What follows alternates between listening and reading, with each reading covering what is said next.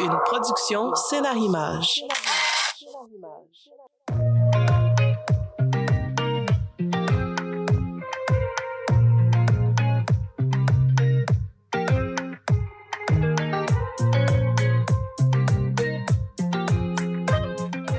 Alors bonjour à tous, bienvenue au podcast Pareil, pas pareil. Je m'appelle Célina et je suis votre invitée. Alors merci de m'inviter chez vous, merci de nous écouter, peu importe où vous vous trouvez. Donc comme à l'habitude, on va pouvoir commencer avec une pleine conscience. On prend 3 bonnes respirations, on inspire par le nez et on expire par la bouche.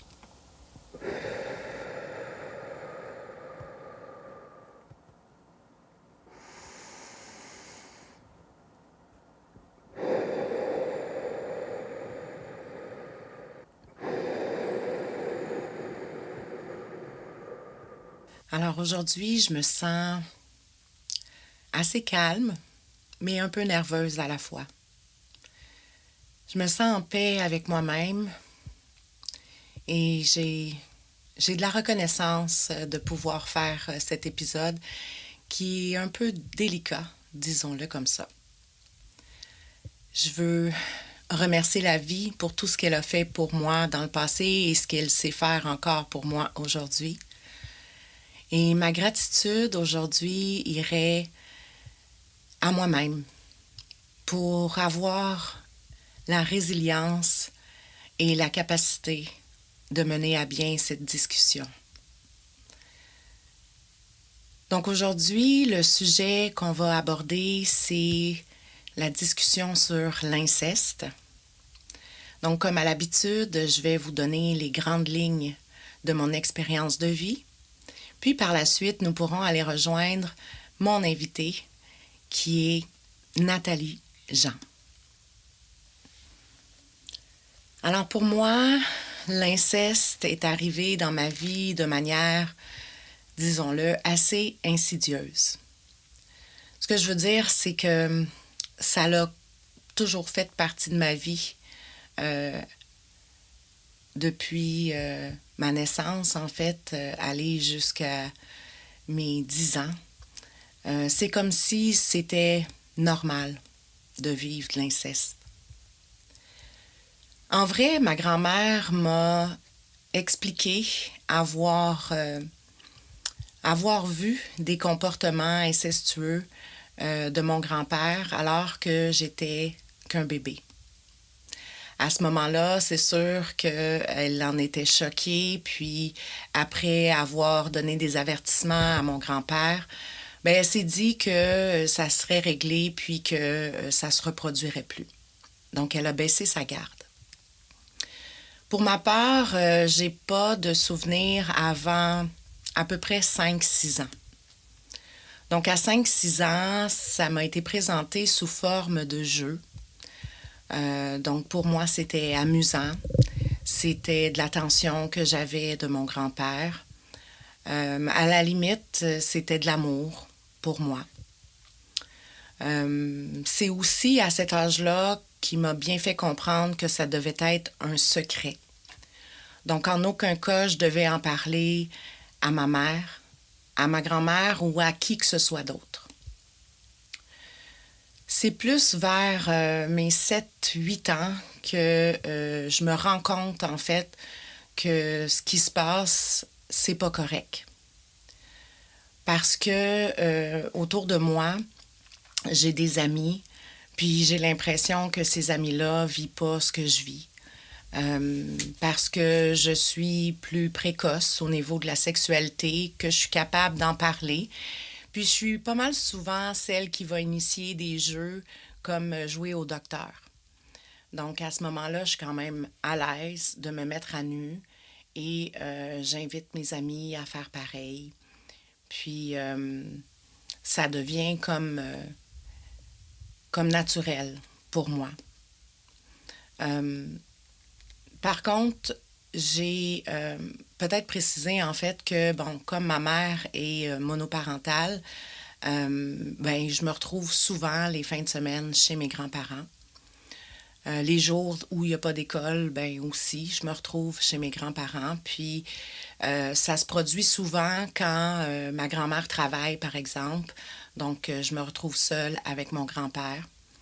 Quand elle est à la maison, elle est pour la plupart du temps au sous-sol, dans sa chambre de couture. Donc, ça devient aussi des moments où discrètement, ben, on va jouer à des jeux interdits, comme je les appelle. Donc, ça se passe assez régulièrement. Je dirais que c'est plus vers les 7-8 ans toujours que je me rends compte que j'attire ça à moi. C'est aussi la première fois où je vis une expérience avec quelqu'un d'extérieur de ma famille. En fait, j'avais une amie qui venait chez son grand-père une fin de semaine, une fois de temps en temps. Et une fin de semaine où je voulais jouer avec elle, je me rends chez son grand-père en pensant qu'elle serait là. Puis, ben non, elle n'est pas là cette fin de semaine-là, mais son grand-père m'invite quand même à entrer chez lui. Et là, ben, je me retrouve seule avec lui. Et puis, ben, il m'invite lui aussi à jouer à des jeux interdits. Donc, je participe, puis je me dis que c'est normal, que bon, ça doit être pas mal comme ça avec tous les grands-papas, finalement. Je décide de revenir une autre fin de semaine, puis là, je me fais repousser. En fait, il est en colère, puis il m'explique de ne plus venir chez lui, que j'aurais pitché une tonne de roches sur son terrain, puis il est vraiment fâché de ça. Évidemment, c'est pas moi qui ai fait ça. Donc là, je me dis aujourd'hui, avec du recul, probablement qu'il y a des gens qui se sont rendus compte de ce qui s'est passé, puis qui ont endommagé son terrain. Mais évidemment, il n'y a rien qui s'est passé d'autre, dans le sens où on m'en a pas parlé, puis il n'y a pas eu d'altercation non plus. On n'a pas agi autre que par endommager le terrain de cette personne-là. Je dirais que c'est plus vers les 9-10 ans où ça commence à être problématique. Parce que là, je commence à sentir que c'est mal, vraiment mal. Déjà, de le cacher, je me rends compte qu'il doit y avoir une raison pour laquelle j'ai pas la possibilité d'en parler. Puis, je ressens à ce moment-là un mal-être qui s'installe, mais je peux pas trop faire de lien avec ce qui se passe parce que pour moi, c'est quand même naturel ce que je vis avec mon grand-père. Puis mon grand-père aussi, il faut savoir que en échange de ses faveurs sexuelles, ben j'avais tout le temps des petits cadeaux, des surprises, que ce soit de l'argent ou des bonbons. Donc, il y avait quand même un plaisir que j'allais rechercher là. Déjà en ayant cette attention-là, mais aussi parce que il m'a jamais fait mal. Donc, pour moi, c'est devenu vraiment quelque chose de plaisant. Et comme c'est assez contradictoire, le sentiment de plaisir puis le sentiment de mal-être, ben, je suis un peu confuse là, dans tout ça. Je vais, à ce moment-là, en parler. En fait, je me rappelle très bien, c'est ma mère qui, un jour où on se rendait chez mes grands-parents en autobus, me pose la question. Elle me demande, est-ce que ton grand-père a déjà touché à tes parties intimes? Et moi, qui a vraiment envie de se libérer du fardeau du secret, je vais lui répondre très honnêtement que oui. Et là, je vois ma mère qui commence à pleurer à chaudes larmes dans l'autobus. Puis imaginez, ma mère qui se met à pleurer, puis moi qui pleure parce que ma mère pleure. C'était pas évident, je vous le cacherai pas. Puis une fois rendue chez mes grands-parents, ben c'était encore plus malaisant parce que là, il y a une grosse chicane qui s'est faite. Puis ce qui en ressort, en fait, c'est des avertissements. des avertissements qu'on me donne. Donc, on me dit clairement que si j'en parle à qui que ce soit, bien, que mon grand-père risque d'aller en prison, puis que je vais, de cette façon-là, détruire toute la famille. Puis au fond de moi, c'est vraiment pas ce que je veux, détruire la famille. Moi, j'aime mes grands-parents, j'aime mon grand-père malgré ce qu'il fait avec moi, malgré le fait que je sais que c'est mal. Et j'ai vraiment pas envie de détruire la famille. Donc, un fardeau de plus, puis encore plus grand, parce que là, je dois garder le secret, même sachant que d'autres sont au courant. Et là, pendant à peu près, je dirais un peu plus d'1 an, bien, j'ai été interdit d'aller chez mes grands-parents. Ce qui fait que je me questionne beaucoup parce que moi, j'aimais ça y aller. Là, ce que je comprends, en fait, c'est qu'on me punit. On me punit en m'interdisant d'y aller. Non seulement on me punit, mais on me supporte pas dans l'épreuve que je vis. On me croit pas. Moi, en tout cas, je me sens coupable là, de ce qui s'est passé, de l'avoir dit. Puis, tu sais, au fin fond, quand je me mets à y penser, tu sais, c'est pas moi qui ai demandé à ce que ça arrive, là. Donc, pourquoi on me punit? Pourquoi on me blâme? Pourquoi on n'est pas là à me dire c'est pas de ta faute, puis à m'écouter, puis à me comprendre, puis à être juste là, à me protéger de tout ce qui se passe. J'ai toujours dans les 10 ans, et puis comme je vous l'ai mentionné, j'ai l'impression que c'est écrit victime dans mon front parce que j'attire à moi d'autres prédateurs sexuels. En fait, là, c'est mon beau-père qui va se permettre de m'abuser à sa façon. Donc, je me rappelle qu'il a mentionné qu'on devait aller faire l'épicerie et qu'il voulait y aller avec moi. Ma mère, tout bonnement, qui dit oui, pas de problème. Donc, on part en voiture, puis au lieu de se rendre à l'épicerie, bien, on va se rendre dans un coin tout à fait désert, là, un coin perdu que je connais pas, puis il n'y a rien autour qu'une petite route. Et là, à ma grande surprise, il m'offre de conduire le véhicule. Donc, pour moi, ben, c'est quand même intéressant de conduire un véhicule. J'ai 10 ans, là, on s'entend. C'est la première fois que je vais conduire un véhicule, puis je trouve ça amusant. Ce que je sais pas, c'est qu'une fois que ça va être terminé, ben, il va me demander en retour, pour le remercier, de pouvoir me caresser. Donc, il commence à me caresser, il m'embrasse, puis là, ben, il m'embrasse avec la langue. Je suis vraiment inconfortable, je sais pas trop comment me sentir, puis je lui fais voir que je suis pas à l'aise. Donc, c'est sûr que ça s'est pas arrêté là, mais au bout d'un certain temps, ben, ça s'est terminé, puis on est retourné à la maison. Donc, imaginez, je me retrouve avec un autre secret, puis j'ai pas envie de blesser ma mère avec ça, donc j'en parle pas sur le coup. C'est arrivé à quelques reprises. Souvent, il se proposait d'aller me reconduire plutôt que je prenne l'autobus pour aller chez mes grands-parents, parce que là, bon, j'ai la permission d'y retourner. Il s'est quand même passé plusieurs mois. Donc là, c'est correct. On se dit que je peux recommencer à fréquenter mes grands-parents. Donc un jour où il va me reconduire, en arrivant, avant de quitter, bien évidemment, il met ses mains sur moi, puis il m'embrasse encore une fois avec la langue, comme pour que je lui dise au revoir.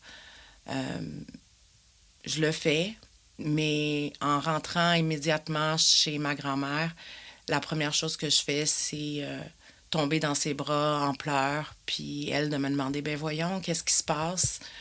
Et moi, de lui expliquer ce qui se passe, puis que je suis pas à l'aise avec ça. Évidemment, ça crée un autre conflit. Ma grand-mère qui confronte ma mère, puis qui lui dit de s'occuper de moi. Ma mère, évidemment, le prend très, très mal et rejette la faute sur moi encore une fois. Donc, voyons, c'est quoi qui se passe avec toi? T'as un problème, t'arrêtes pas de mentir, tout ce que tu veux, c'est détruire mon mariage. Je suis vraiment blessée puis choquée de la réaction de ma mère. Évidemment, là, le mal-être qui s'est installé s'est beaucoup amplifié. Puis c'est à 10 ans que je vais avoir ma première envie de mourir. Donc, je vais aller dans la pharmacie de la salle de bain. Je vais prendre quelques médicaments, puis je vais les ingurgiter. Et la première chose que je fais une fois que j'ai pris les médicaments, c'est d'appeler ma grand-mère pour lui faire mes adieux. Puis je pleure, puis ma grand-mère qui comprend pas, qui finit par me faire dire que, j'ai tenté de me suicider, puis que je veux mourir. Et donc, elle s'empresse de vouloir parler à ma mère qui, avec mon beau-père, décide de m'emmener à l'hôpital. Puis, ils me font un lavement d'estomac et ça reste là. C'est sûr que j'ai eu, dans le fond, par le médecin, une imposition, disons-le comme ça, de faire des consultations à l'externe.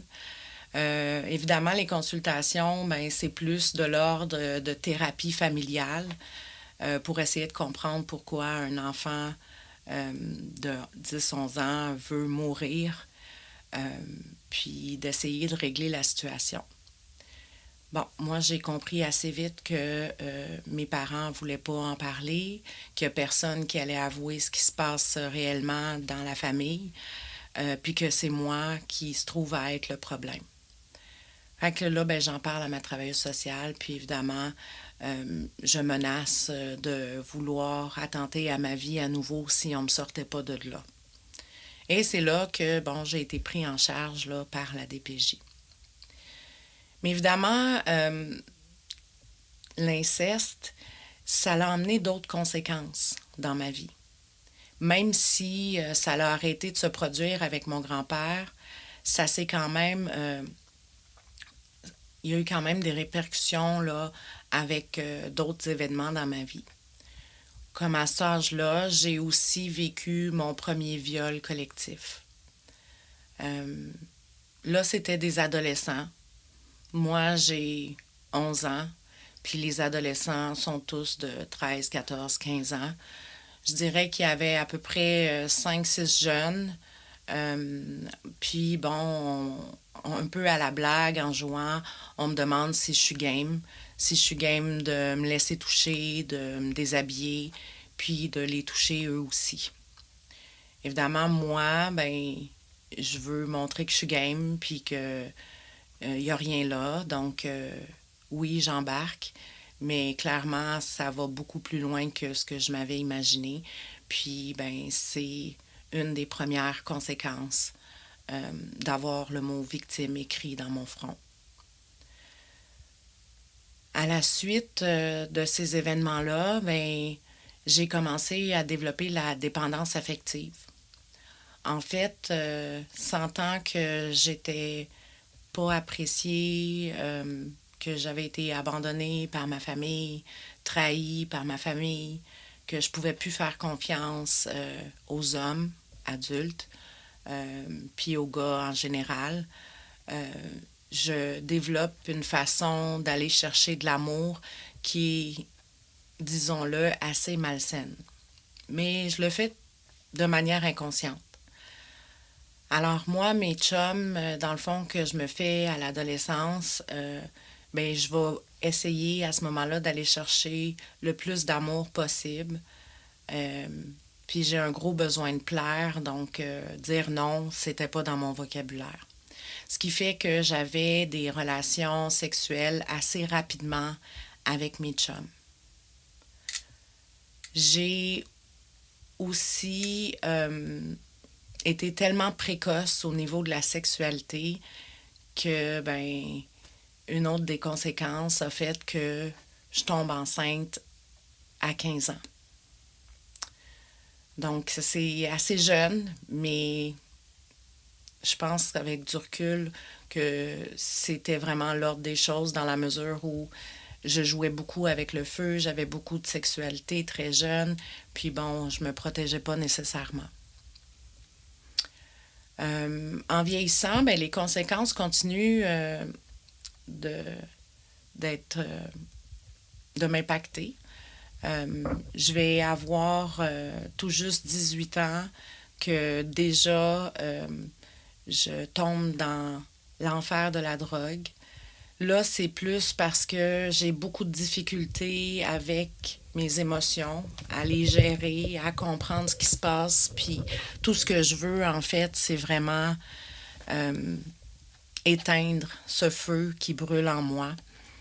Donc, je vais commencer en pensant que c'est une solution pour apaiser tout ça, à consommer beaucoup de drogue. Puis, ben, je vais faire ce que je pense que je sais faire de mieux. Donc, j'ai commencé à faire de la danse érotique. La danse érotique m'apporte quand même un sentiment de plaire aux autres. Je me sens belle parce qu'on me regarde. Évidemment, on me regarde parce que je suis toute nue, là, mais moi, j'ai l'impression qu'on m'aime, qu'on m'apprécie, qu'on me reconnaît.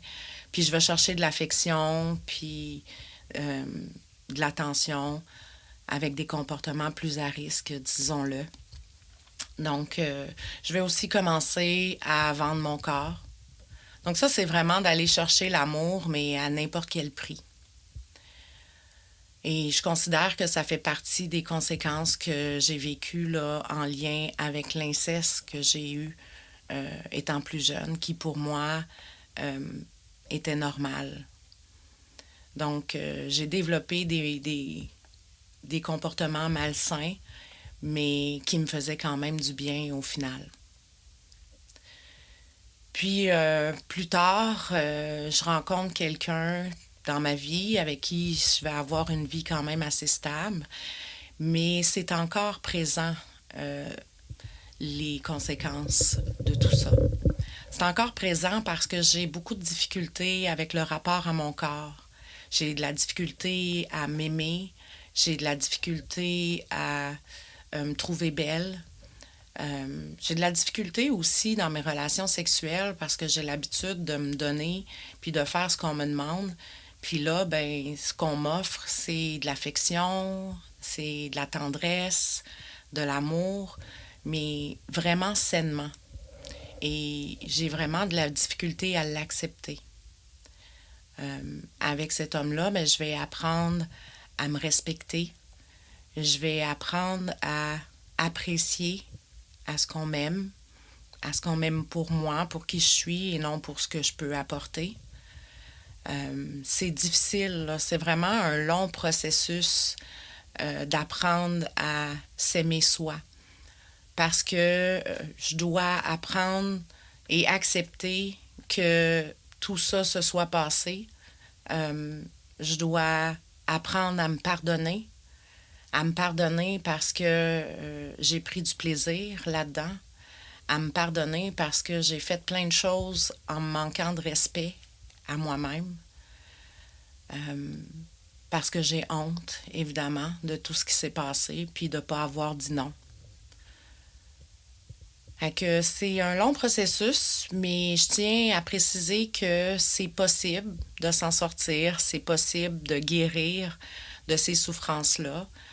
J'en suis la preuve aujourd'hui. Je ne pourrais pas vous en parler si je n'avais pas une aussi grande résilience par rapport à mon passé, puis si je n'avais pas pardonné et réglé tout ce que ça l'avait créé chez moi. J'ai évidemment dû faire des thérapies pour comprendre. J'ai dû consulter des professionnels. Puis s'il y a quelque chose que je peux recommander, c'est vraiment d'arriver à en parler. De ne pas garder ça pour soi, puis s'auto-flageller. Parce qu'au final, ça va rester là toute votre vie. Donc, vraiment, prenez le temps d'en parler à quelqu'un de confiance. Si vous n'avez pas personne autour de vous, mais d'aller chercher de l'aide auprès d'un professionnel, c'est pas mauvais. En fait, c'est aidant. Puis c'est des personnes qui sont tenues à la confidentialité, donc ça va vous permettre de vous libérer en toute confiance, sans que personne d'autre soit au courant. Puis c'est quelqu'un qui est extérieur aussi à votre vie, donc c'est quelqu'un qui peut vous donner des outils de manière objective, parce que je suis pas la seule à qui c'est arrivé. Puis eux, ben, ils ont l'habitude, en fait. Puis c'est assez drôle de dire l'habitude, mais comme il y a beaucoup de gens à qui c'est arrivé, ils ont clairement l'habitude et les compétences pour pouvoir bien conseiller. Puis là, vous allez vous demander pourquoi ma grand-mère n'a pas dénoncé à l'époque, quand elle s'en est rendue compte quand j'étais bébé. Bien, je vous dirais qu'elle vient d'une génération où le mariage, ben, c'était pour le meilleur et pour le pire. Heureusement, aujourd'hui, on n'a plus cette croyance-là, puis les gens ben, ne tolèrent plus la plupart du temps des comportements qui sont défavorables, vont plutôt souhaiter faire un divorce que de rester dans le pire des situations. Mais pour ma grand-mère, à l'époque, ça faisait partie du pire duquel elle s'était engagée, et donc elle a choisi de poursuivre sa relation dans le mariage avec mon grand-père. Je vous cacherai pas qu'à un certain moment donné, elle a commencé à faire chambre à part avec mon grand-père, puis tu sais, c'était vraiment une relation qui était plutôt platonique et dans les bénéfices qu'on peut avoir d'être un couple, là, au niveau financier, plus que dans l'amour.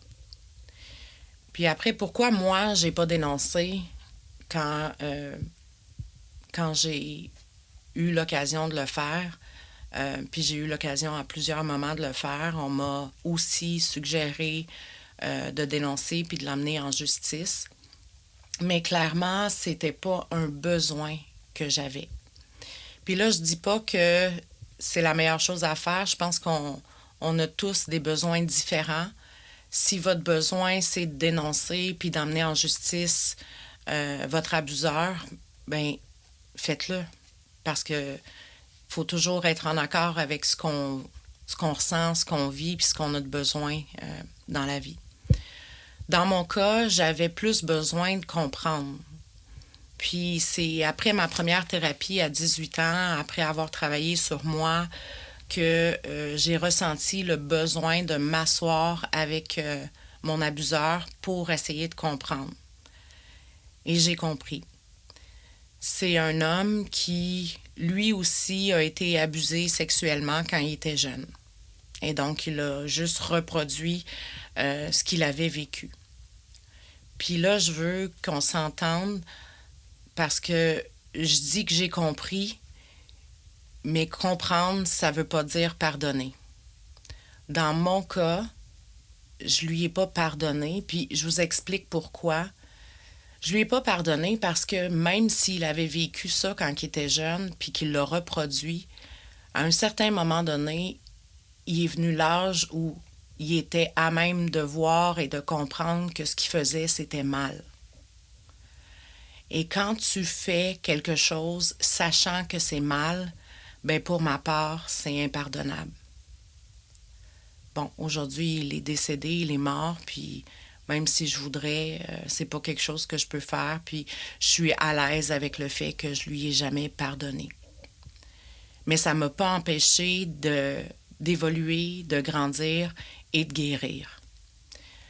Donc, en terminant, j'aimerais ça vous partager une phrase positive. En fait, moi, j'ai pris comme habitude à tous les matins de piger une carte positive qui va m'inspirer pour ma journée ou pour ce que j'ai vécu dans les derniers 24 heures. Puis ce matin, étrangement, ce que j'ai pigé, ben, je trouvais que ça parlait beaucoup en lien avec l'épisode d'aujourd'hui. Donc, je vous la lis.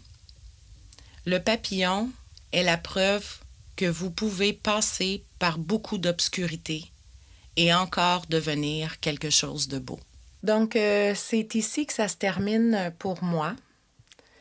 On va pouvoir aller rejoindre maintenant notre invitée du jour, Nathalie Jean. Juste avant, je tiens à préciser que l'entrevue a été faite cette fois-ci à distance pour une question de logistique. Donc, on va faire l'entrevue via Zoom. Et si jamais vous voyez que c'est un peu différent, dites-vous bien que c'est pas votre appareil qui est à défaut, c'est vraiment juste parce que l'entrevue s'est faite à distance. Alors, je vous présente notre invitée. Notre invitée est une femme qui est auteure de 2 livres. Elle a écrit Guérir de soi et Guérir de ses peurs. Elle a aussi créé 2 jeux.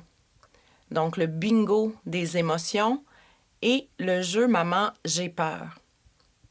Elle est conférencière et elle aime à se dire comme la prof du mieux-être. Alors, je veux la remercier aussi pour sa grande générosité. Elle a également eu des expériences personnelles assez traumatisantes dans sa vie et elle a accepté, évidemment, si généreusement, de venir nous en parler. Bonjour, Nathalie. Bonjour à toi, Sylvain. Oui, merci d'être venue si généreusement nous parler aujourd'hui. Oui, ça me fait plaisir. Dis-moi, Nathalie, si je te demandais de nous parler de toi, de nous dire c'est qui Nathalie Jean, qu'est-ce que tu fais dans la vie? Eh bien, qui je suis, et je dirais que, bon, c'est ça, ça y va avec les qualités, mais c'est pas tout à fait ça. En fait, je suis une personne qui est une battante, j'ai une force, évidemment, une force de caractère. Je suis arrivée au monde tout comme toi. Sauf que, moi, j'avais un père, un oncle, une mère. Donc, mon père, moi, était pédophile.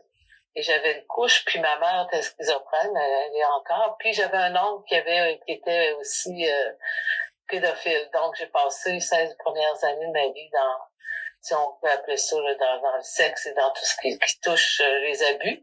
Puis quand on a une problématique comme la schizophrénie, eh bien, c'est encore pire au niveau des abus parce que la personne étant ce qu'elle est, je veux dire, elle entend des voix. Donc, et moi, ma mère m'avait pris en grippe parce que j'étais la plus vieille et aussi parce que j'étais la première de sa famille, de toute sa famille. Donc, moi, j'étais comme celle qui allait enlever de l'attention parce que j'étais le premier petit bébé.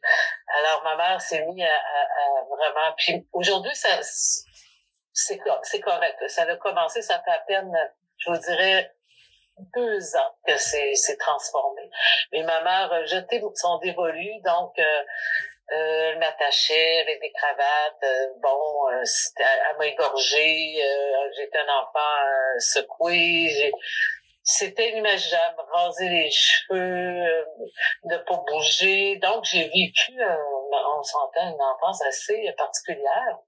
Et puis, très jeune, on m'a dit que j'étais pour rester avec des post-traumatiques parce que c'est pas juste l'ASS, mais c'est des abus physiques aussi. Et puis, j'avais pas personne, à part mes frères et mes sœurs que je protégeais. Donc, j'ai été condamnée par la médecine, par la psychiatrie comme étant quelqu'un qui allait rester handicapé, si on veut, avec toutes ces problématiques-là que ça avait occasionné sur moi. Mais moi, je m'étais dit, non, je ne serai pas comme ça. C'est pas vrai, je suis pas venue au monde pour souffrir, je suis pas venue au monde pour... Et j'étais convaincue que tout être humain a la capacité de se réparer, de se transformer. Ça, j'étais convaincue de ça. Et je fais une parenthèse aussi parce que pour avoir vécu, passé à travers ces choses-là, j'étais guidée. Là. On l'appelle n'importe quel, on lui donne n'importe quel nom. Il y avait quelqu'un qui me disait non, Nathalie, tu vas t'en sortir, continue, non.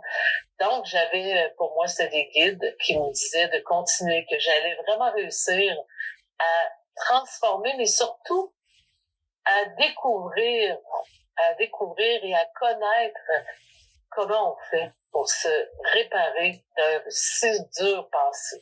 Donc, c'est comme si je me voyais comme si j'étais en train de défricher un chemin, puis que par la suite, j'allais le montrer aux autres. Donc, évidemment que mon chemin a été parsemé d'embûches, de difficultés. C'était que ça, que ça, que ça. Si je fais le retour là, dans ma vie en arrivant au monde, eh bien, mon Dieu, les gens vont avoir de la difficulté à me croire, mais c'est des années que des difficultés. Je m'en sortais un autre physiquement, de la maladie, sans arrêt.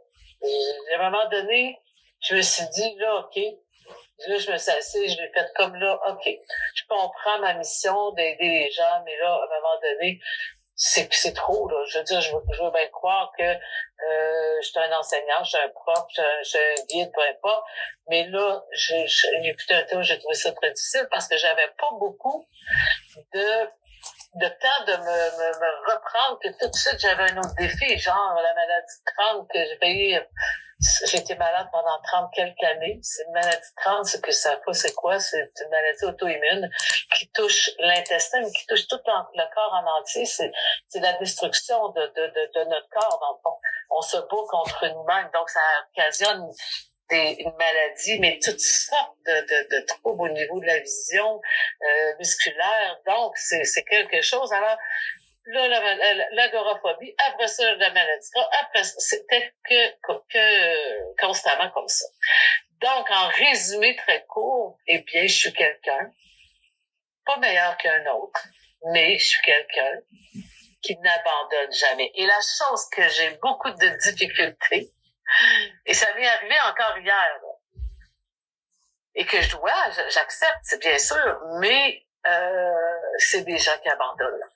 Ça me vient me chercher parce que je me dis, wow, c'est que ces gens-là ne voient pas la conséquence. Quand on abandonne, on s'abandonne. Pour moi, je suis une preuve qu'on peut réussir. Je suis pas un modèle, je suis plutôt une inspiration. Qu'on peut réussir. De où je suis partie, du garde-robe, à plus me fonctionner, à plus manger, à être en train de mourir. Puis aujourd'hui, moi, j'ai fait tout ça sans médication. Et je suis pas en train de dire de pas prendre de médication, pas du tout. C'est qu'à mon époque, il y en avait pas de médication très développée pour tous les troubles que j'avais. Donc, j'en ai pas pris. Mais, et j'ai réussi. Donc, mais par contre, moi, tous les jours, je prends en dessous de mon bras ma difficulté, mon problème, je le prends en dessous de mon bras et à chaque jour, je m'en vais dans une ligne droite. Mon intention, accompagnée de mon attention, eh bien, je lâche pas. Je peux prendre des arrêts, je vais être fatiguée, je vais être tannée, je vais dire, comme un tas de terre qu'on pèle, on pique notre pelle, on recommence, on continue, mais je n'abandonne pas. Donc, quand je vois des gens abandonner parce que c'est trop dur, ou je suis désolée, je n'ai pas de pitié pour ces gens-là parce que je me dis, s'ils savaient ce qu'il leur attend. Et je peux vous le confirmer, ce qui attend à ces gens-là par expérience de 32 années, c'est que la peur, le mal-être, on a tous des défis. Eh bien, notre défi est de se réparer. De se réparer c'est la résilience, comme une canne de conserve et qu'il y a des bosses. On a tous ce défi-là. Donc, si ma canne est bossée, je vais aller voir un débosseur, je vais aller voir des gens qui vont m'aider et je dois pas laisser ma canne. Mais si je le fais, est-ce que la canne de conserve va se réparer d'elle-même? Non. Par contre, elle va se remplir avec les années. Donc, toute peur, toute chose, comme si je prends l'exemple de ma mère. Ma mère est schizophrène, mais elle n'est pas que ça. Elle était agoraphobe. Elle est agoraphobe. Elle a le TAG, la personnalité limite également. Le trouble obsessif-compulsif. Le TAG, c'est le trouble d'anxiété généralisée. Est-ce que vous pensez qu'aujourd'hui, ça a diminué avec le temps? Pas du tout. Aujourd'hui, c'est rendu tellement fou, je peux pas vous dire tellement c'est exagéré, comment c'est grossi. Donc, si j'ai pas eu je me suis pas assez aimée pour dire non, je m'abandonnerai pas, même si c'est dur puis que j'abandonne, eh bien, malheureusement, ça restera pas stationnaire, ça va empirer parce qu'on a tous notre mission d'aller conjuguer le verbe aimer au jeu et d'aller vraiment apprendre à s'aimer Puis justement, que ce soit à travers, parce qu'une personne est paralysée, à travers l'ASS, à travers un parent alcoolique, c'est tous la même mission qu'on a. Aller, c'est l'amour qui répare, c'est l'amour. L'amour de soi, l'amour des autres, c'est ça qui va réparer. Mais si j'abandonne, et c'est ça, je reviens à ce que je disais tout à l'heure, ça m'est arrivé encore hier, quand la personne dit, oh, moi, je laisse tomber, eh bien, c'est ça. Donc, qui je suis? Eh bien, je suis une enseignante née. Je suis quelqu'un qui vient, oui, dans ma mission de vie. Je m'en viens aider les gens à aller se transformer, à transformer leur peur en force, à transformer leurs blessures, donc, et à être la vraie personne qui ils sont véritablement. Alors, c'est ce que je suis, l'intelligent, qui aide les gens.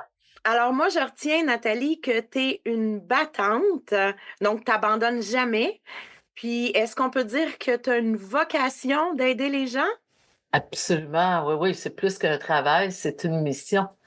D'ailleurs, j'arrêterai demain matin, la vie va venir me rechercher. D'ailleurs, elle vient tout le temps me rechercher, tout le temps. J'aimerais ça qu'on regarde en lien avec mon histoire, puis que tu me dises, parce que moi, là, je me suis sentie souvent coupable et honteuse, en fait, longtemps. Je me sentais coupable d'aimer ça, puis surtout honteuse de faire ce qu'on me demandait de faire. Est-ce que tu penses que c'est normal? Ben, c'est tout à fait normal puisque le corps, on peut pas dissocier les sensations. On a 5 sens, on s'entend, donc nos 5 sens, eh bien, on a juste à penser, à imaginer qu'on va commencer à flatter un petit bébé. On va lui faire un massage. Donc, le bébé, eh bien, va éprouver du plaisir, une détente. Mais si plus tard on lui dit que le massage, exemple, dans tel pays, c'est pas correct, bref, alors la honte va embarquer. Donc la honte, c'est toujours par rapport, c'est une conclusion qu'on a fait ou qu'on s'est fait dire. Donc on s'est soit fait dévaloriser par rapport à quelque chose que l'on fait. Donc d'aimer ça, et moi qui l'ai vécu, c'est la même chose et tous les gens qui vivent des abus sexuels à un moment donné vont en retirer un plaisir parce que c'est physiologique. Donc, moi, quand j'ai compris que c'était physiologique, la culpabilité a débarqué. Parce que j'ai fait, Nathalie, j'aurais pas pu faire autrement, c'est impossible. Par contre, si tu te rappelles, et si je me rappelle de quand on est enfant très jeune, à ce moment-là, très jeune, il y a pas, moi, je me vois pas aimer ça, là. Au contraire, je me vois toute raide. Et je me rappelle qu'à l'époque, on avait des couches en coton avec des aiguilles, là, avec des épingles. Puis je me rappelle que tout mon petit corps était tout raidi, là. Donc, à ce moment-là, oh, mais plus tard, évidemment que là, notre corps change et effectivement, ça vient mais c'est pas qu'on aime notre corps éprouve des sensations. Mais nous, en tant que tel, on le sait très bien que c'est pas que ça se fait pas, mais notre corps, lui, il aime ça. Je comprends. Mais est-ce que tu penses que dans mon cas, même, on pourrait interrelier le fait que j'ai été danseuse érotique, par exemple, ou que j'ai vendu mon corps et l'inceste que j'ai vécu à l'enfance? Moi, je pense, on fait j'ai eu beaucoup de clients, curieusement, puis pas curieusement, qui étaient dans le domaine du sexe. Donc, j'ai eu des danseuses, j'ai eu des escortes, j'ai eu plein de gens comme ça. Et la plupart ont eu des abus. Mais des abus aussi pas uniquement sexuels. Il y en a que c'était pour aller à l'encontre de en fait, de l'éducation très sévère qu'il y avait eu de leurs parents. Donc, c'était tellement d'une sévérité qu'ils ont dit, tiens, toi, je vais m'en aller danseuse. Donc, ça vient de défaire complètement, mon Dieu, toute leur éducation.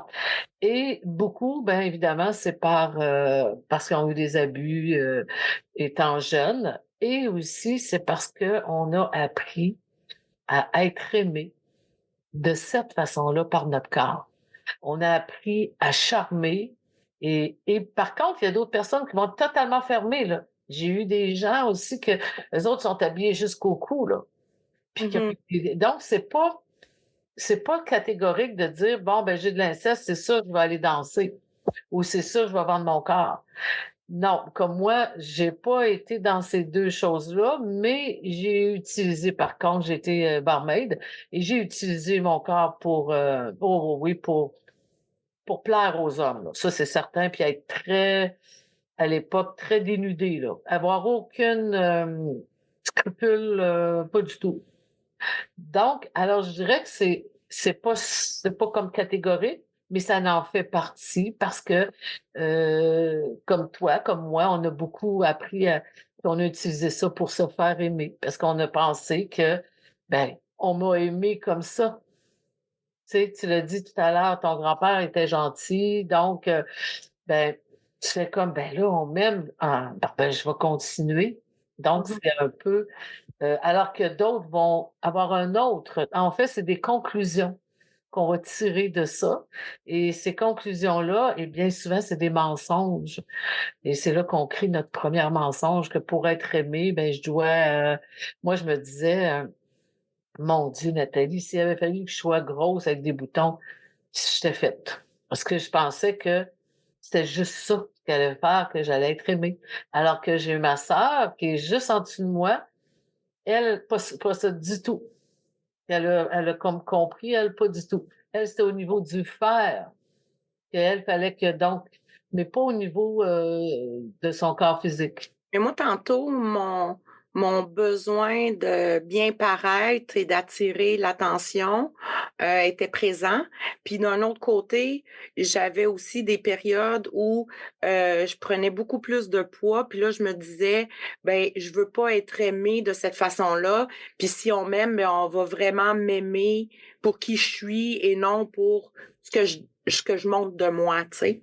Fait que j'avais toujours ces 2 Ah sphères-là oui, à travers lesquelles, je jonglais là, et tu l'as dit tout à l'heure, ben, moi, j'ai 60 ans, là et en toute honnêteté, je suis extrêmement bien avec moi, mais il reste des choses qui vont rester, je pense, mmh, que j'ai appris à vivre avec. Comme moi, j'ai post-traumatique sur, la noirceur. Moi, s'il manque de l'électricité, je vais faire un émeute. Que je sois au Centre Bell, dans n'importe où. Faut vraiment, là, faut que de sorte que faut pas que ça m'arrive parce que c'est dangereux. Je suis un danger, là, je peux créer, une émeute, comme ça le dit, là. Donc ça, c'est resté. Pourquoi? Ben, la noirceur, c'est comme je vois pas, donc mon cerveau, il a enregistré, je peux me faire attaquer. Mais même si moi je le sais, j'ai fait ben de la désensibilisation, mais c'est un post-traumatique. mmh, Alors, un post-traumatique, ça le dit, c'est comme un militaire avec des fusils, là. Il réagit dès qu'il entend des sons. Ben moi, là, dès que la lumière se clenche, je suis déjà rendue dehors tout nu. ouais. Ça, mon fils, là, il le sait, là, tellement que si dans la nuit, il manque d'électricité, il va allumer plein de chandelles partout dans la maison. Donc, il y a ça que oui, il y a des choses par contre, je me suis libérée de bien des choses, mais au niveau sexuel, c'est ça qu'on a toujours un peu, moi je suis célibataire, mais c'est certain que, hop, je rencontre quelqu'un ou hop, je dois toujours faire attention pour pas utiliser ce côté-là trop. Le Ouais. charme, parce que ça, c'est en moi, c'est normal, donc et de pas trop l'utiliser, sinon on se protège. On le faisait inconsciemment plus jeune, mais là, aujourd'hui, on en est Ouais, conscient, fait qu'on fait attention à ça. exactement, c'est exactement donc moi, il faut que je fasse attention, puis souvent ben, on a été utilisés, je sais pas si ça t'est arrivé à toi aussi, mais moi, par la suite, après mon père, mon grand-père, ben, j'ai eu beaucoup d'hommes, ben, c'est normal, c'est qui comme écrit dans notre front, qui étaient attirés vers moi pour le sexe. Puis il y en a même qui disaient: «Ah, Nathalie, elle a tout un body, elle ci, elle ça. Puis en plus, il rajoutait ça, en plus, elle est intelligente. En plus, tu sais, fait que j'étais comme, hey, wow! Mon Dieu, c'est un compliment. Mais c'était ça. Donc, moi, je me suis fait aimer par mon corps, puis surtout par donner. beaucoup. Donner, donner, donner, donner, donner mon argent, donner mon attention, donner, donner, donner. Et ça, bien évidemment, c'est parce que c'est sûr qu'en arrivant au monde comme ça est venu comme bousiller un peu l'amour de soi, l'estime de soi, c'est sûr. Qu'on pense qu'on sera pas aimé si on n'est pas parfaite, si on donne pas. Bon, ce qui est faux, mais c'est un travail de toute une vie, De longue haleine. de longue haleine. Et dis-moi, selon ton expertise de la vie, toujours, quels sont les troubles ou bien les comportements là, qui pourraient découler d'un trauma comme l'inceste ou les abus Ah, sexuels? on peut avoir la claustrophobie. La claustrophobie, pour moi, quand les gens disent j'ai peur d'être dans des endroits clos, on s'entend qu'il n'y a pas de danger d'un endroit clos, mais qu'est-ce que ça représente? Ça fait plus de 20 ans que j'étudie la symbolique des peurs. Alors, la claustrophobie, c'est quoi? Je me sens pris. Mais où je me sens pris? Où je me suis sentie prise dans ma vie? Eh bien, quand mon abuseur était par-dessus moi, quand je pouvais pas me sauver, donc, ça vient expliquer. Donc ça peut être une conséquence. Ça peut, la dépendance aussi, l'alcool, la drogue, la mutilation. Moi, je suis allée à me mutiler parce que je m'aimais tellement pas, puis je cherchais tellement, comme tu disais tout à l'heure, je pense que si on ferait un tour de table avec tous les gens de la planète qui ont eu des abus, je pense qu'on serait pas mal toutes pareilles, que quand on a dénoncé, on n'a pas pris pour nous. On n'a pas pris pour nous parce que les gens ont tous peur de perdre leur famille. Donc, c'est sûr qu'il y a eu des exceptions, des femmes qui se sont tenues debout, qui ont dit, ben, wow, puis on brise la famille, je m'en fiche. Mais la plupart ont tous eu peur. Oh non, mais là, ils ont diminué, puis ils n'ont pas pris pour l'enfant. Donc, et c'est encore comme ça aujourd'hui. Comment que ce qu'on va véhiculer, qu'on donne comme message, c'est, ben, dénonce, mais on ne te croira pas. Mm. Il sera pas puni. Ou bien donc, ta mère, ben, tout le monde va se virer contre toi. Puis je l'ai fait il y a pas longtemps. Et ça, c'est triste, là. J'ai fait ça, mon Dieu, pas longtemps. Ça date quand même de 4 ans, là. On était dans un party de famille. Et puis mes cousines, ne sachant pas que leur père est pédophile. Et On est dans le party, puis j'ai une de mes tantes qui, cette soirée-là, n'arrête pas qui est le mari c'est son mari, celui qui m'a abusé pendant 10 ans. Mon père, ça a duré 15 ans. Donc là, lui, elle commence à me dire des choses et moi, je lui dis, arrête. Je lui dis, ne va pas là. Mais elle continue. Donc, moi, j'ai fait, là, c'est assez. Et devant tout le monde, il y avait des jeunes enfants. J'ai dit, est-ce que vous savez qu'il y a un pédophile ici? Puis là, mes cousines, qui ne le savaient pas, il y en a une, elle a tombé à terre, elle a perdu connaissance. Ils m'ont mis dehors. Moi, je suis sortie de la porte. Encore une fois, toute la famille se sont retournés, sauf une, mais hypocritement, se sont toutes retournées contre moi. Donc, ils ont dit que ça se peut pas. J'ai une de mes cousines, puis c'est des gens intelligents, là. Je vous parle d'une chimiste, puis d'une ergothérapeute, puis c'est tous des gens avec un intellect, quand même, une intelligence, mais l'intelligence intellectuelle et émotionnelle est totalement différente. Donc, ils vont encore, il y a à peine 4 ans, ils ont encore tout pris pour eux autres. Puis, il y en a une, elle a fait une énorme dépression, elle a voulu s'enlever la vie. Puis aujourd'hui, ils veulent plus. Mes cousines, oh mon Dieu. Mais je me dis, mais ils sont donc bien innocentes. Puis moi, ce que j'ai fait, et le pourquoi que je l'ai fait, c'est que cet homme-là est encore actif. ouais. Écoutez, présentement, si vous vous posez la question, si ça se guérit, absolument pas. Bon, on peut mais mon père, moi, il a été, bon, on s'entend, il a été castré par la force des choses parce qu'il y a eu le cancer de la prostate, donc on lui a tout enlevé, mais il était encore pédophile. Donc, c'est dans la tête que ça se passe. C'est des abuseurs, de manipulateurs, des pervers narcissiques qu'on appelle, ce qui aiment avoir le monopole, l'emprise sur l'enfant, parce que sinon, il y a tellement de femmes aujourd'hui, mon Dieu, c'est partout, mais non. Pourquoi qu'ils choisissent l'enfant? Parce qu'ils peuvent faire ce qu'ils veulent. Et c'est ça qui les font, qui les excite. Donc, alors, ça se guérit pas du tout, là. Pas pantoute. Moi, je ne crois pas. Par contre, ils vont suivre des thérapies pour essayer de retenir. Est-ce qu'il y a de la médication? Je ne sais pas, parce que peut-être, ça se peut. Mais moi, je pense qu'ils doivent, tous ces pédophiles-là devraient être, avoir comme un bracelet, puis qu'on sache à qui on a affaire. Fait que s'il y en a un, exemple, j'ai des jeunes enfants, ben, oups, Jo, tiens, dans ma région, à Tadoussac, exemple, il y en a 2. Ah bien, donc il me semble que ça l'avancerait, ça aiderait, puis ça ferait du bien aussi à ceux qui dénoncent, parce que si on dénonce puis qu'il n'y a jamais rien, moi, mon père, il a rien eu. On l'a dénoncé, j'ai dénoncé mon oncle, ils n'ont rien eu. C'est ça, là, c'est ce qui arrive, c'est que il y a personne qui en parle. Fait que c'est un Bon, peu ce qu'on fait aujourd'hui, là. On décide de sortir puis d'en parler sur la place pour que les gens s'arrêtent, les parents en parlent à leurs enfants, la famille en parle entre eux, les non-dits sortent, là, tu sais, à un moment donné. Si on veut c'est éradiquer le problème, ben il faut en parler, là.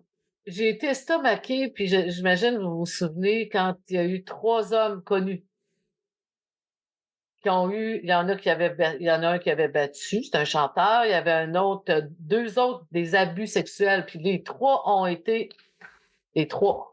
ils ont été pas blanchis qu'on dit, mais ils ont rien eu.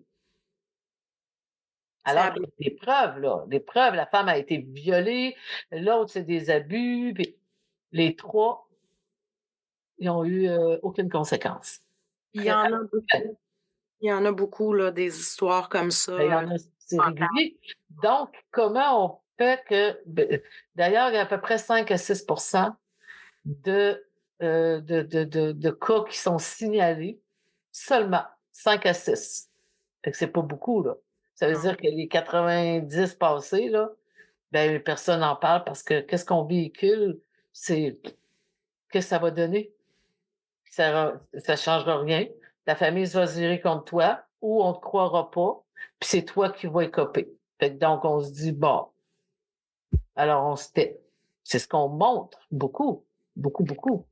À ce propos, Nathalie, pour les gens qui se le demandent, comment ils peuvent savoir? Est-ce que tu penses qu'il y a des signes qui sont quand même évidents pour le voir que Chez l'enfant, ouais. ben, premièrement, ça touche la joie de vivre. L'enfant qui a été abusé va commencer à faire de l'insomnie, va avoir une perte de joie de vivre, va avoir une anxiété, va avoir des conséquences, c'est bien sûr, parce que va se poser des questions, donc va être triste, peut avoir des réactions aussi de colère. Mais de toute façon, toutes ces réactions-là que je viens de vous exposer, ben, il y a un signe de quelque chose. Parce que Ouais. notre corps, il détient, c'est une merveilleuse machine qu'on doit apprendre en passant à connaître, mais que quand on est pas bien, il y a un signal d'alarme qui part, qui dit, hey, il y a un sujet dans ta vie qui ne fonctionne pas. Ça peut être à l'école que je me fais intimider, ça peut être que je me fais faire des abus, mais il y a quelque chose. Donc, quand on voit un changement chez son enfant, qu'on dit, hey, wow, il y avait la joie de vivre, puis là, je le reconnais plus, eh bien, il y a quelque chose. Mais c'est certain que l'enfant va avoir peur de parler, va avoir peur ou tout simplement va mettre ça de côté, voudra pas, ou peut penser que c'est correct, ou veut pas faire de peine à son père. Ministre de défense. C'est un mécanisme de défense, donc c'est ça. Mais quand on est près de son enfant, on peut reconnaître là, des signes. Ça. On le voit qu'il y a quelque chose qui va pas. Moi, j'avais un mal de vivre très jeune. Puis, à 11 ans, j'ai fait ma première tentative de suicide. Je veux dire, le mal de vivre n'est pas arrivé du jour au lendemain, là. Ben non, moi j'ai voulu me tirer en bas de l'auto. C'était une de mes tantes qui conduisait, ma mère était assise à côté, puis là, j'étais tellement tannée c'est tellement souffrant, là, surtout de pas être crue, d'être mis, le rejet. Moi, le rejet, c'était terrible dans ma vie, là, terrible. J'aurais voulu mourir au lieu d'être rejetée. Puis là, cette journée-là, on m'avait rejetée, là, dans le sens qu'on m'avait ignorée encore une fois. Puis, ah, Nathalie, elle est ici. Ah, ma mère disait toujours, as-tu vu comment t'es intelligente? As-tu vu comment t'es? T'es ici, t'es donc exigeante, t'es donc ici. Tout le temps en train de me rabaisser. Puis là, cette journée-là, j'en pouvais plus. J'ai ouvert la porte pour me tirer en bas. Puis là, ce qu'on a eu comme réaction, c'est que j'étais trop gâtée. Oh, wow. Puis que j'étais folle. Puis ma tante a dit, c'est ça, on la gâte trop. On la gâte trop. Donc, en plus d'avoir fait ce geste, on n'a même pas été à ma rencontre pour me dire, hey, mon Dieu, ma petite fille, non. Et moi, c'est pas parce que j'ai pas été dans chercher de l'aide. Parce que je suis quelqu'un, je pense que je suis arrivée au monde avec une épée, puis un bouclier, prêt à défendre les gens. Puis j'ai tout connu. Oui, je suis vraiment, puis savez-vous quoi en passant? Je viens de le vendre depuis que je suis ici. J'avais un énorme bouclier tout en argent, là, qui mesurait plus de 6 pieds avec son épée, son casque, un armurier. J'avais ça devant ma porte. Je l'ai traîné partout de maison en maison, mais ici, j'avais plus de place. Fait que je l'ai vendu. Mais ça me représente vraiment, là. Et moi, j'ai cogné à la porte. J'avais pris un petit papier, j'avais écrit mon nom pour l'adoption. J'avais été voir mon grand-père pour qu'il m'adopte. Mais il m'avait dit, ma petite fille, on peut pas. Puis après ça, j'ai été voir mes tantes pour me dire, aidez-moi pour que vous me sortez de là. Ils ont dit, ben là, regarde, retourne plus chez ta tante. Puis après ça va passer. Donc, j'ai été demander de l'aide. J'ai appelé la police jeunesse. Aidez-moi, genre, je vais mourir. J'ai pas eu d'aide. Donc, et c'est ça qui est, on se dit, ben comment? Moi, j'ai fait ce qu'il y avait à faire, là. Fait qu'à ce moment-là, moi, les lumières se sont éteintes et je suis tombée dans un post-traumatique qui a duré 1 an et demi. Couchée dans les c'est pas une expression. J'ai été dans les garde-robes, dans mon garde-robe avec des doudous, des oreillers, puis j'étais là à journée longue. De temps en temps, je sortais, je m'alimentais plus, à peine. Et là, j'étais dans un monde, tout avait un impact sur moi. Le soleil, j'avais peur du soleil comme s'il allait m'attaquer. La poignée de porte, qu'elle allait me venger puis qu'elle allait plus fonctionner. Donc, j'étais plus capable de fonctionner. J'étais laissée à moi-même, mais on s'entend que souvent des spécialistes disent, si on prend un jeune bébé puis qu'on le laisse, qu'on lui donne les soins, mais il n'y a aucun affection puis d'attention, le bébé va mourir. Eh bien, moi, on me laissait, j'ai pas eu aucune aide. Puis j'avais pas de grande sœur ni de grande frère, c'était moi la plus vieille. Aucune, ni mon père, ni ma mère, ni mes tantes, rien, pas d'amis. Je peux pas vous dire comment ça se fait, comment on peut penser. On se voit comment? On se voit comme qu'on mérite rien, qu'on vaut pas plus que... Moi, je me voyais comme pas plus qu'une guenille sale à terre. Donc, je vous dis, c'est quand je repense à ça, que j'ai réussi à me sortir de ça, je me dis, mon Dieu, tout le monde peut s'en sortir. Tout le monde. J'espère que vous êtes d'accord. Moi, je suis d'accord. Moi, je suis d'accord en tout cas, Je suis Nathalie. d'accord que si je m'ennuie, je suis partie de là, puis il fallait que je m'en aille.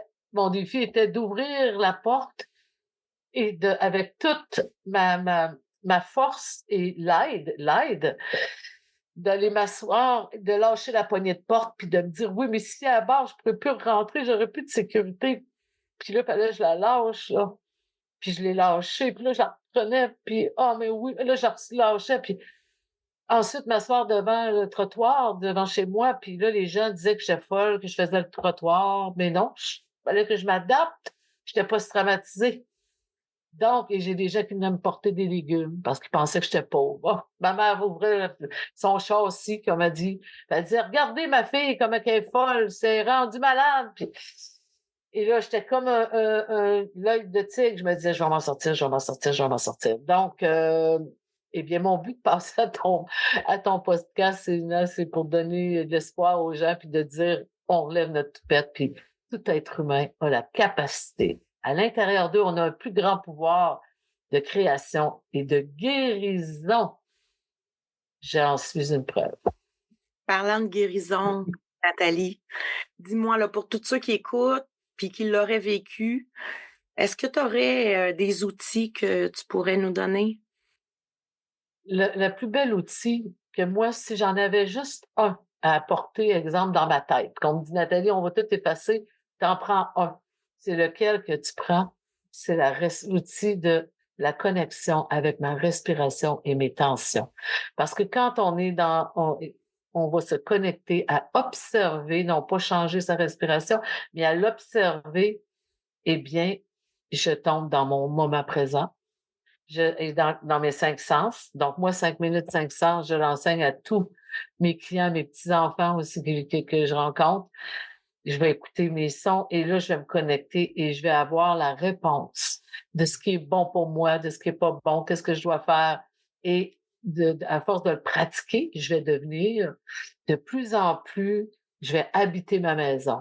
Parce que qu'est-ce qui fait qu'on se rend malade, qu'on s'oublie, qu'on vit plein de choses, c'est qu'on s'en va habiter dans le grenier. Mais quand on a vécu des choses difficiles, peu importe, que ce soit de l'inceste ou des abus physiques ou une mère qui était alcoolique, ben, on s'en va pour éviter de ressentir, on s'en va dans le grenier. Mais un grenier, ça n'a pas de porte, ça n'a pas de fenêtre.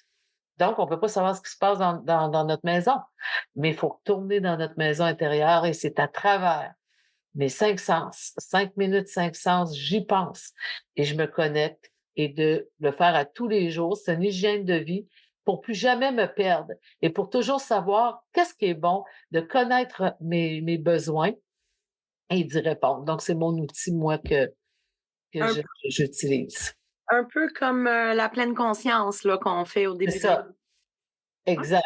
C'est de la pleine conscience pour vraiment, parce qu'on a tous à l'intérieur de nous, évidemment, tout le monde, c'est à différents degrés, mais qu'on appelle l'intuition. Mais l'intuition, c'est pas ésotérique, là. C'est notre psychisme. Donc, on a comme une antenne de communication. Puis plus je vais me connecter, plus ce psychisme-là va m'envoyer de l'information. Va m'envoyer l'information que ça, c'est bon, ça, c'est pas bon, mets tes limites. Et là, je vais être en communication avec moi, je vais habiter ma maison, je vais la décorer, je vais pouvoir y mettre ce que je veux, je vais dire non, ça, c'est pas bon, out, on sort de ça, de là.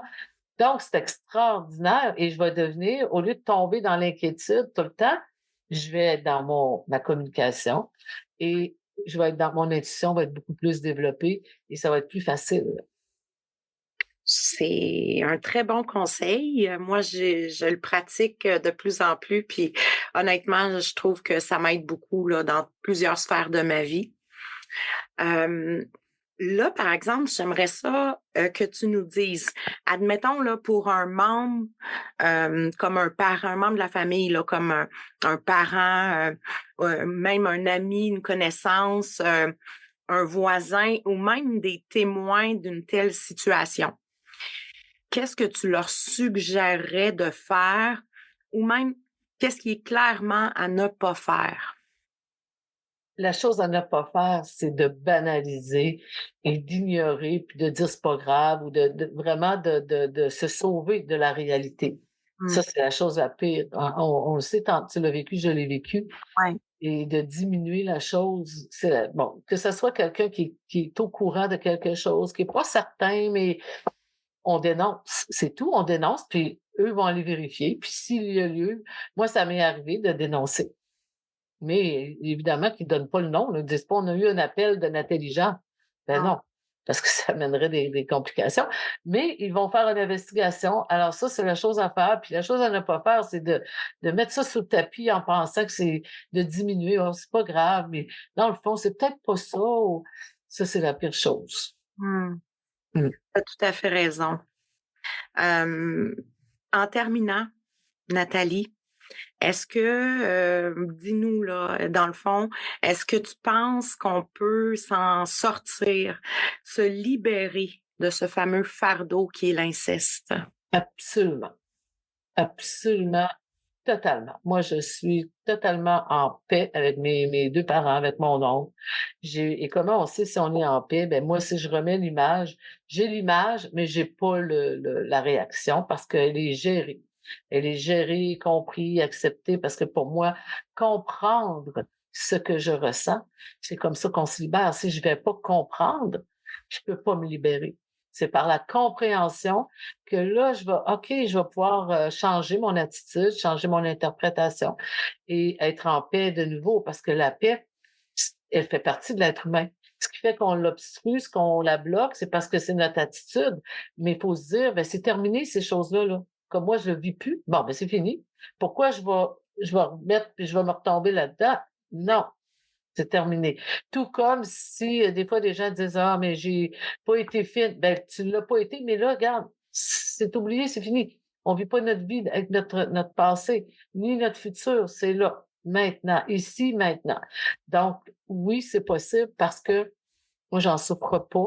Il me reste, comme je disais tout à l'heure, le post-traumatique de la noirceur qui a diminué peut-être de 20 puis que j'accepte, puis que mais ça m'empêche pas, je veux dire, j'ai pas à travailler dans la noirceur, donc c'est pas très prenant pour moi. Alors, j'apprends à vivre avec ça. C'est très beau tout ce que tu nous as dit ce matin. Ben aujourd'hui, merci vraiment de ta générosité, Nathalie. Je pensais pas que tu allais te livrer aussi intimement. C'est d'autant plus riche au niveau de ce qu'on a reçu de toi aujourd'hui. Donc merci d'avoir pris ton temps pour être avec nous. Et c'est ainsi que se termine notre émission là d'aujourd'hui. Donc moi, je vous dirais, en gros, laissez le passé derrière. C'est vrai que le passé fait de vous la personne que vous êtes aujourd'hui. Mais si vous voulez être plus en paix, c'est vraiment de travailler sur le moment présent. Donc, c'est quoi vos difficultés aujourd'hui, même si c'est en conséquence du passé. Donc, ça serait, dans le fond, mon mot de la fin. Je vous dirais que moi, pour ma part, aujourd'hui, je peux dire que je peux bien vivre avec mon passé. Puis, ben, je vous en souhaite autant. Merci d'avoir été avec nous aujourd'hui. Je vous invite à suivre Nathalie Jean sur ses réseaux sociaux. Donc, on peut la suivre. Elle fait des rencontres, des conférences. Est-ce qu'il y a d'autres endroits où on peut te suivre, Nathalie? Ben, c'est beaucoup les réseaux sociaux. Je fais des rencontres individuelles, de groupes, des ateliers et évidemment, j'ai mon émission de radio qui débute très bientôt, donc qui s'appelle Sans barrière, sans jugement.